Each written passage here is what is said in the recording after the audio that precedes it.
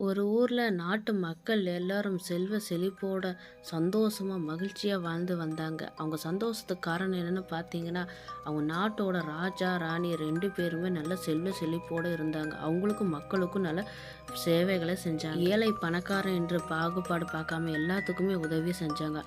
ஆனாலும் அவங்களுக்கு ஒரு கவலை இருந்தது. அரண்மனை போல, தங்கம் போல, காசு பணம் கொட்டி கிடந்தாலும் அவர்களுக்கும் ஒரு கவலை இருந்தது. அது என்ன கவலைன்னு பார்த்தீங்கன்னா, அவங்களுக்கு நீண்ட நாளாக குழந்தைகள் இல்லை.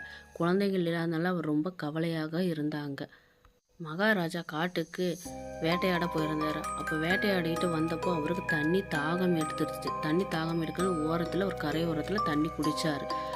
அப்புறம் அங்கேருந்து பார்த்தப்போ அவருக்கு ஒரு எலுமிச்சை மரம் ஒரு கண்ணுக்கு தென்பட்டது. தென்பட்டதுமே அது நல்லா பழுத்த பழமாக இருந்தது. அதை பறிச்சார்.